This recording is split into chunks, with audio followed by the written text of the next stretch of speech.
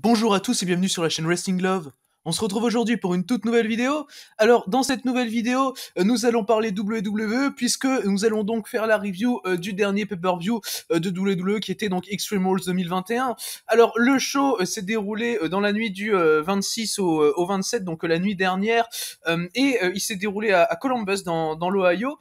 Alors, on était personnellement, comme j'ai dit dans ma preview que j'ai faite il y a 2-3 jours, comme j'ai dit dans ma preview du coup, personnellement, on n'était pas sur un pay-per-view qui me hypait beaucoup, franchement, il y avait un ou deux combats qui possiblement me donnaient envie, le match pour les championnats tag team de SmackDown, donc les Usos contre les Street Profits, et également le Roman Reigns contre Finn Balor, qui était du coup en Demon. Mais voilà, à part ça, il y avait pas franchement quelque chose qui m'intéressait dans le show. Du coup, on va donc commencer cette review de WWE Extreme Rules. Alors, en kick-off, nous avions un match qui était Carmella contre Liv Morgan, sachant qu'en kick-off, j'ai également appris que lors de la carte principale, on aurait un six-man tag team match avec le New Day contre Bobby Lashley et AJ Styles et Omos, ça c'est à titre informatif. Du coup, le match de kick-off, c'était Carmella qui affrontait Liv Morgan. Le Carmella contre Liv Morgan, du coup, il a duré environ 8 minutes. On a eu une victoire de Liv Morgan. Alors, c'était plutôt logique, même si dans la preview, j'avais pronostiqué une victoire de Carmella parce que Liv Morgan avait perdu en weekly à SmackDown entre-temps contre Zelina Vega. Du coup, je me suis dit que bon, elle allait pas subir 2 défaites d'affilée comme ça m'aurait paru un poil trop, je pense, pour une Liv Morgan qui va peut-être bénéficier d'un mini push prochainement. Bon, je dis pas un gros push non plus, mais peut-être d'un mini push.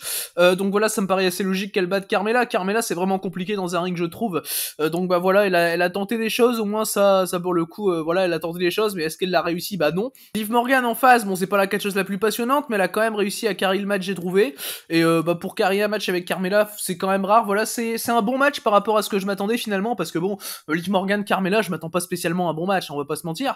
Mais franchement, on a eu un match qui était plutôt correct, grâce à Liv Morgan. Donc voilà, personnellement, j'ai mis 3. Ça avait sa place en kick-off, très honnêtement. Voilà, c'est le match où il y a pas d'enjeu. Enfin voilà, c'est pas ailleurs qu'un match de kick-off à mon sens. Et voilà, donc il jouait assez bien son rôle ce match, et victoire de Liv Morgan, assez logique du coup.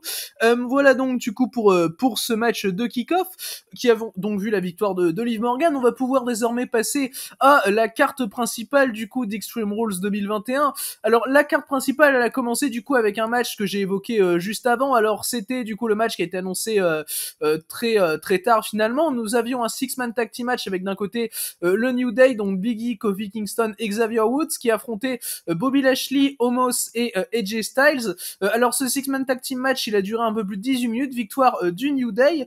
Alors le match était plutôt bon, j'ai trouvé quand même personnellement, je lui ai mis 3,25 et j'étais quand même pas loin du 3,5. Franchement le match, je trouve qu'il a bien fait le taf personnellement. Bobby Lashley a toujours un heel work que je trouve assez passionnant personnellement.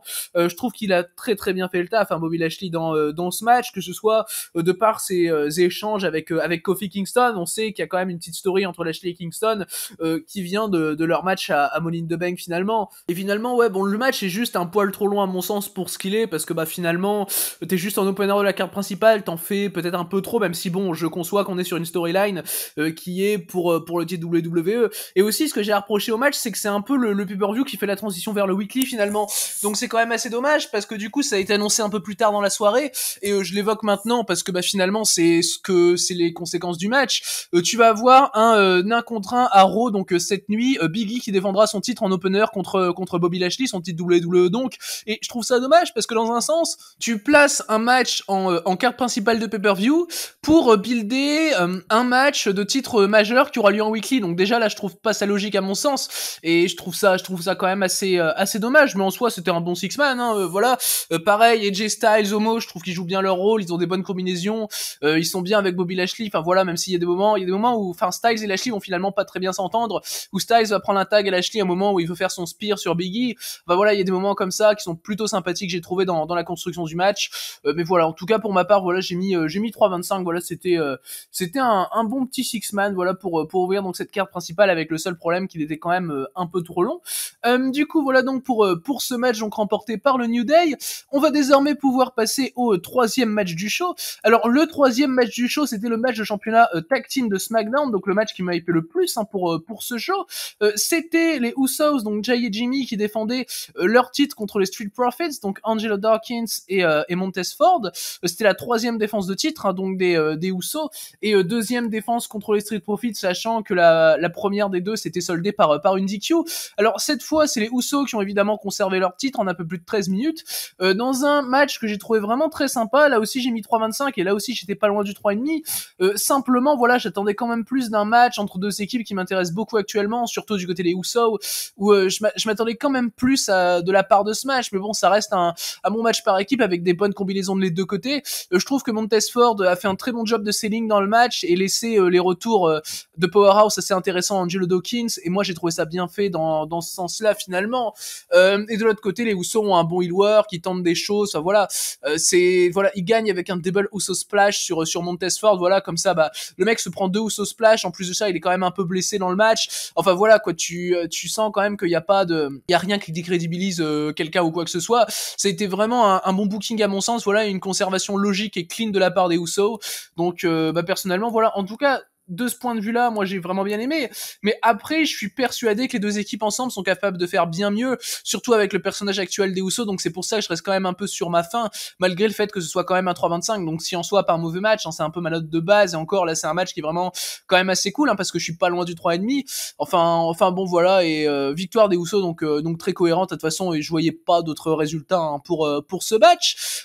Du coup voilà, donc par rapport à ce match, on va désormais pouvoir passer au quatrième match du show, donc troisième match de la carte principale. Alors le quatrième match du show, c'était le match de championnat féminin de Raw. Nous avions dans ce match Charlotte Flair qui défendait son titre contre Alexa Bliss. Alors le match a duré un peu plus de 11 minutes, victoire de Charlotte Flair, donc qui a logiquement conservé son titre, hein. Personnellement, comme je l'avais dit dans ma preview, si Alexa Bliss prend le titre, de toute façon ce sera pas lors de cette chance au titre là. Pour moi, si elle prend le titre, ce sera dans une chance au titre qu'elle aura un peu plus tard dans l'année. D'ailleurs, première remarque à faire sur Alexa Bliss, elle est quand même vraiment beaucoup over, je trouve, avec la foule. Alexa Bliss, elle arrive à bien gérer la foule et tout. Franchement, elle a fait un bon taf dans ce sens-là. Et finalement, c'était pas le match habituel d'Alexa Bliss où tu vas avoir tous ces trucs où elle va essayer d'hypnotiser son adversaire, où elle va utiliser trop de surnaturel, tu vois. On va pas être dans cet univers-là finalement, mais on va y être un peu dans l'après-match. Et encore, ça passe encore. Et finalement, tout au long du match, tu es sur quand même du catch. Donc moi, j'ai quand même trouvé ça correct, hein. Alexa Bliss a fait un bon taf, j'ai trouvé. Charlotte Flair était loin d'être mauvaise dans ce match, hein, très honnêtement. De toute façon, Charlotte Flair, je trouve que depuis quelques mois, elle s'améliore, franchement, parce que de base, c'est une catcheuse que j'aime vraiment pas. Et là, elle a réussi à carry la feud avec Rhea Ripley et Nikki Ash. Bon, même si c'était pas une feud très glorieuse, elle a réussi à la carry. Et là, elle a réussi à faire une bonne performance avec Alexa Bliss. Donc, à titre personnel, en tant que quelqu'un qui aime pas spécialement Charlotte Flair, je trouve que c'est quand même important de souligner, hein, ça.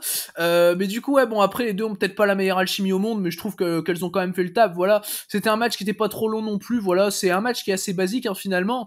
Alexa Bliss va avoir quelques occasions de battre Charlotte Flair à un moment, notamment quand elle fait un DDT très bien porté sur Charlotte Flair, mais Charlotte Flair va attraper les cordes. J'ai bien aimé le moment également. Enfin voilà, il y a quelques moments d'offense pour Bliss qui étaient intéressants, qui pouvaient amener à une conclusion, mais finalement Flair s'en est sorti et a donc remporté le match assez logiquement. Voilà, comme j'ai dit, je voyais pas spécialement Alexa Bliss prendre le tout de suite, et finalement Charlotte Flair, si elle avait encore eu un règne comme ça assez court, hein, finalement, parce que Charlotte Flair, elle a pris le titre à SummerSlam, si elle l'a perdu au pay-per-view d'après, bon, j'aurais trouvé ça un peu compliqué, hein, personnellement. Du coup, voilà pour ce match, donc avec une victoire de Charlotte Flair, donc match auquel j'ai mis donc 3,25. Alors par rapport à l'après-match que j'ai très vite fait évoquer juste avant, l'après-match, c'est en gros Charlotte Flair qui détruit la poupée d'Alexa Bliss, donc la poupée Lily d'Alexa Bliss. Bon, c'est extrêmement cringe, hein, je trouve, et c'est typiquement le genre de truc que j'aime pas dans le personnage d'Alexa Bliss, mais ça va pas trop loin dans le surnaturel et tout, donc on va dire que ça passe encore. T'as une Alexa Bliss qui montre sa colère après le match, et du coup tu vas aller, je pense, vers un rematch, hein, finalement, entre Charlotte et Alexa Bliss. Alors pour le coup, le rematch, je pense qu'il aura peut-être lieu dans un Raw, hein, probablement. Il aura peut-être lieu si jamais Si jamais on n'a pas de champion contre champion de ce côté-là, même si ça m'étonnerait fortement, si jamais on n'a pas de champion contre champion, il pourrait avoir lieu à Survivor Series, mais j'opterais plus pour un Raw personnellement, sachant qu'en plus pour mal faire, le pay-per-view d'octobre c'est Crown Jewel, donc on va probablement pas avoir de match féminin. Donc voilà, je pense que la feud a quand même tiré un peu entre Charlotte Flair et Alexa Bliss. Du coup voilà donc pour tout ce qui concerne donc le match et la feud, on va désormais pouvoir passer au prochain match du show. Alors le prochain match du show, donc qui était le 5e match de ce show, c'était le Triple Threat match pour le championnat WWE United States. Donc le match opposait donc Damian Priest qui défendait son titre face à Jeff Hardy et Sheamus, donc qui étaient les deux challengers dans ce Triple Threat. Alors du coup ce Triple Threat il a duré un peu plus de 13 minutes, victoire donc de Damian Priest qui a conservé son titre US, donc qui est un résultat plutôt logique à mon sens. Alors personnellement c'était mon deuxième match préféré du show. Oui c'est un match de Jeff Hardy. Bon, Jeff Hardy a évidemment été le moins bon dans ce match, le weak link pour les joueurs de TEW, ce qui est finalement pas surprenant. T'as quand même quelques botches de Jeff Hardy, notamment quand il tente son Whisper in the Wind pardon sur Damian Priest et qui doit le refaire derrière parce que c'est trop compliqué. Du coup t'as le commentateur qui essaye qui fait genre que Jeff Hardy est en train de faire un Dragon Sleeper alors qu'en fait Jeff Hardy ne fait jamais Dragon Sleeper. Donc personnellement j'ai trouvé ça assez fun quand même. Mais voilà, les échanges entre Priest et Sheamus sont très bien marqués, je trouve. Ils marquent vraiment une certaine rivalité entre les deux. J'ai trouvé ça assez bien fait. Alors finalement, à la fin, il n'y a pas de vraie décision de booking, on va dire, parce que t'as Sheamus qui fait un brogue kick à Jeff Hardy, donc Jeff Hardy qui est expulsé à l'extérieur du ring, et Damian Priest qui en profite pour faire un roll-up à Sheamus. Alors finalement, t'as Jeff Hardy qui prend pas le pin, t'as Sheamus qui perd que par roll-up, parce qu'il était distrait sur Jeff Hardy, donc qui est pas spécialement décrédibilisé, et t'as Damian Priest qui conserve quand même. Donc on va dire que c'était la décision la moins impactante à prendre, et en soi voilà, ils vont continuer la feud évidemment entre les trois hommes. Après je pense qu'on va avoir 2-1 contre 1, Damian Priest contre Jeff Hardy de prime abord, et derrière on va avoir un gros match entre Damian Priest et Sheamus, peut-être un Crown Jewel, ça m'étonnerait pas si on pouvait avoir ce match à Crown Jewel d'ailleurs. Et voilà, moi c'est ce que je pense qui va arriver personnellement, mais ouais, les échanges entre Priest et Sheamus c'était très cool. Donc personnellement voilà, le match je lui ai quand même mis la note de 3,5 parce que franchement je l'ai trouvé assez bien écrit sur ce plan là. Bon évidemment le refus de booking fait que à la fin fait que je peux pas aller plus loin que 3,5, parce que sinon je pense qu'avec un vrai booking, avec une vraie écriture de fin, je pense que j'aurais pu aller à 3,75, mais là finalement c'était on va faire la décision la plus soft possible quoi. Donc finalement ça m'a un peu déçu sur ce plan là, mais ça reste un très bon triple threat à mon sens. Voilà, bon au niveau également de l'utilisation d'armes, parce que bon un triple threat c'est un truc no DQ, j'ai trouvé que ça passait encore, même si bon ça aurait pu être mieux. T'as eu une utilisation à un moment qui était intéressante d'une Europe break où Jeff Hardy était sous le sharpshooter je crois de Sheamus, et du coup Jeff Hardy il veut attraper les cordes mais il y a pas de rope break dans un triple threat. Moi j'ai trouvé que c'était un spot assez intelligent personnellement par rapport aux règles du match, mais derrière t'as Priest qui vient et qui casse la soumission de Sheamus. Mais enfin voilà, il y a quelques trucs comme ça que j'ai trouvé bien fait, et dans l'ensemble on a eu le droit franchement à un très bon match. Et bon voilà, c'est pas spécialement grâce à Jeff Hardy, mais on va dire que je m'attendais à pire de sa part très honnêtement. Mais ouais, Priest fait une très bonne performance clairement dans ce match. Du coup voilà donc pour ce triple threat et donc cette conservation de Damian Priest, on va désormais pouvoir passer au pré-main event du coup de Extreme Rules 2021.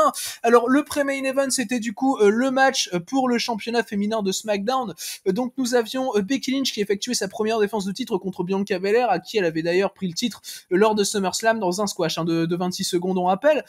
Alors Becky Lynch a conservé son titre contre Bianca Belair assez logiquement, sauf que c'était par DQ au bout d'un peu plus de 16 minutes. Donc déjà t'as passé 16 minutes dans le match, tu tapes une DQ, c'est déjà vraiment compliqué à mon sens. Et le match dans son ensemble était vraiment compliqué, j'ai trouvé. D'ailleurs, c'était le moins bon match du show pour moi.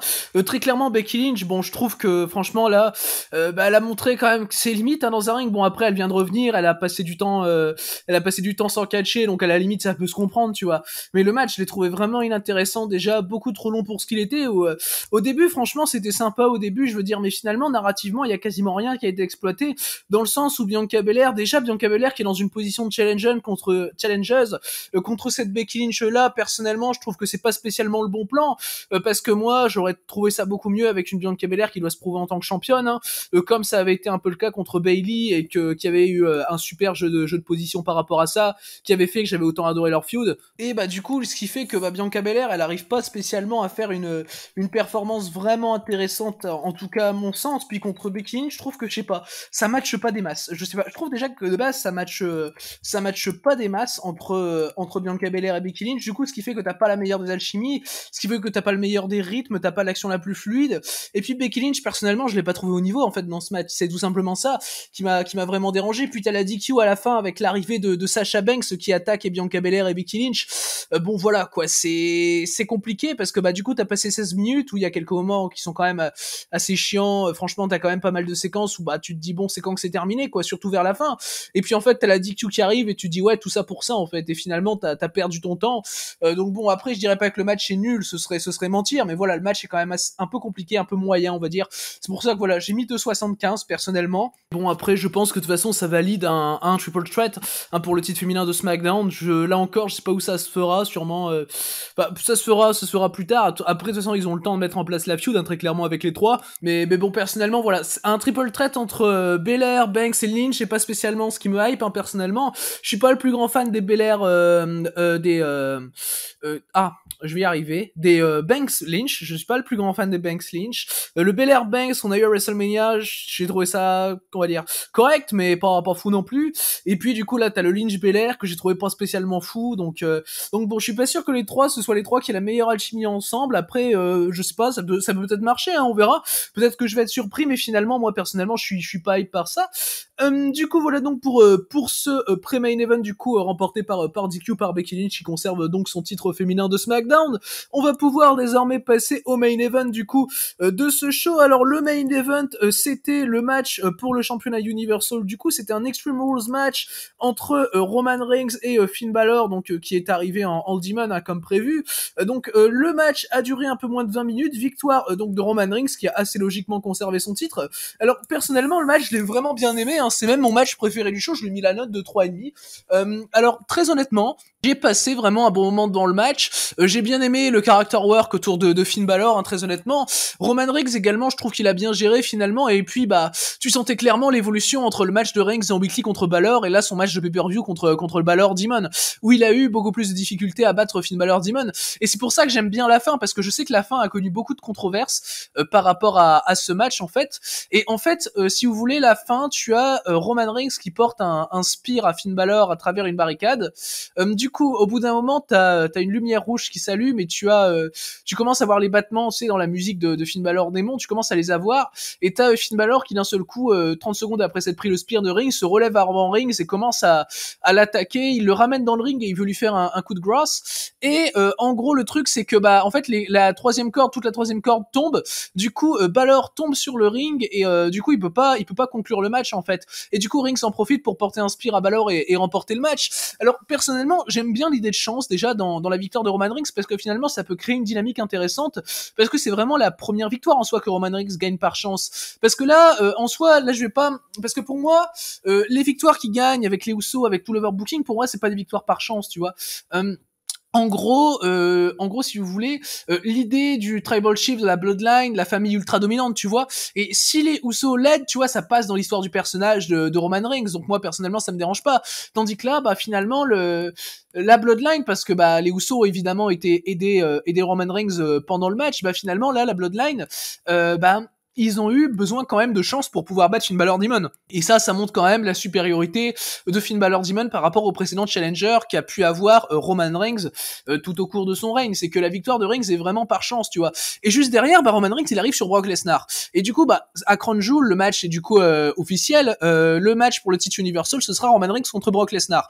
Du coup, Reigns il arrive contre Lesnar, qui est un adversaire extrêmement coriace. Il arrive contre Lesnar en venant de battre un mec par chance en pay-per-view, quoi. Donc quand même, tu vois, il y a un truc vraiment intéressant à exploiter caractériellement avec Roman Reigns, je pense, et j'espère que ça va être fait d'ailleurs par rapport à cette fin de match, parce que finalement même Reigns quand il porte le spear, tu vois, il est tout choqué d'avoir pu gagner finalement comme ça. Tu le vois dans son acting qui est très bon d'ailleurs de la part de Reigns. Il est choqué finalement d'avoir pu remporter le match comme ça, finalement d'avoir eu de la chance en fait. Donc finalement moi dans ce sens-là j'ai trouvé ça très bien fait et la fin m'a pas du tout dérangé. Donc voilà, et le match dans son ensemble très clairement est bien raconté, je trouve que l'acting des deux, que ce soit Dranks dans son heal work, ou Balor dans ses retours, dans son character work autour du démon. Moi personnellement je trouve ça assez bien fait. Puis Balor il y met le ceiling, il en met pas trop des fois parce que c'est plus fort que le Finn Balor simple, donc c'est normal. Par exemple le moment avant la fin où d'un seul coup il se dit bon tiens je vais me relever du spear, mais en soi moi personnellement ça me paraît pas si logique que ça, parce que bon déjà t'as 30 secondes qui se sont passées entre le spear et le moment où il se relève, et puis bah finalement c'est le personnage de Balor Demon, donc ça va pas me déranger personnellement. Après bon faut pas que ce soit poussé à l'extrême non plus, donc là ça peut encore passer finalement dans ce sens-là. Mais enfin voilà, il y a quand même quelques trucs qui étaient faits intelligemment, qui étaient franchement bien écrits dans ce match. Après bon c'est pas un match of the year contender ou quoi que ce soit, mais je mets quand même 3,5 parce que franchement c'est vraiment une bonne défense je trouve de la part de Roman Reigns. Alors je comprends pas tous ces gens qui disent ouais le personnage de démon a été détruit et tout, parce que finalement toute la hype autour du personnage du démon, tout ça c'est sa série de victoires, c'est qu'en fait finalement le personnage de Finn Balor en Demon il est invincible en fait. Et sauf que en fait les gars va falloir apprendre que une série de victoires c'est fait pour être brisé en fait. C'est le principe même d'une série d'invincibilité est basé sur le fait qu'elle va être brisée. Donc en fait le problème c'est que non, en la brisant justement tu ne brises pas son personnage en fait. Surtout que sa série d'invincibilité c'est pas deux matchs quoi le mec. Donc il y a un moment où faut savoir relativiser, faut savoir un peu prendre du recul sur le booking, tu vois. Et moi personnellement j'ai trouvé ça vraiment très bien que bon même si c'est par chance pardon, et ce qui reste quand même logique par rapport à l'histoire que tu peux faire, même si c'est par chance, je trouve ça très bien que ce soit ce Roman Reigns là qui arrive à battre Finn Balor Demon, qui arrive à être le premier à le pin quoi, parce qu'en fait finalement c'est un peu ça représente un peu tout le règne de Roman Reigns qui finalement ne peut pas être battu finalement, et même un personnage invaincu comme Finn Balor Demon ne peut pas en fait. Et moi je trouve ça quand même vraiment très bien fait dans ce sens là. Et voilà, comme j'ai dit, le principe d'une série d'invincibilité c'est qu'elle se termine quoi. Donc non, le personnage de Finn Balor Demon n'est absolument pas détruit, vous inquiétez pas. Mais du coup voilà pour ce match, donc j'ai trouvé personnellement très bon. Bon même si évidemment c'est pas au niveau des défenses de Reigns contre Cena ou encore Cesaro, hein, ou même Kevin Owens à TLC, mais ça reste un très bon match. Du coup voilà donc pour ce main event. Alors du coup c'est ce qui conclut donc ce pay-per-view, donc Extreme Rules 2021. Alors par rapport au show dans l'ensemble, personnellement j'ai trouvé que c'était quand même un bon show. Bon franchement pour mes attentes, parce que bon j'avais quasiment aucune attente sur ce pay-per-view, mais j'ai trouvé que c'était quand même un bon show. Bon t'as certes le match de titre SmackDown Tag qui me déçoit un peu, le Lynch Belair qui m'a vraiment saoulé pendant le show, surtout avec la fin par DQ. Mais à part ça finalement j'ai trouvé que c'était un pay-per-view assez correct. Bon évidemment c'est un pay-per-view qui est quand même assez random, hein. C'est un pay-per-view qui est quand même assez random par rapport au calendrier WWE, ce qu'on pouvait finalement s'y attendre, il y a pas de souci là-dessus. Mais en tout cas franchement moi personnellement j'ai passé un bon moment devant. Et du coup il y a deux matchs que je conseille à titre personnel. Ce sont du coup le match pour le championnat United States, donc le Priest contre Sheamus contre Jeff Hardy, mais également du coup le main event entre Roman Reigns et Finn Balor. Du coup voilà, c'est ce qui conclut donc cette vidéo, cette review donc de WWE Extreme Rules 2021.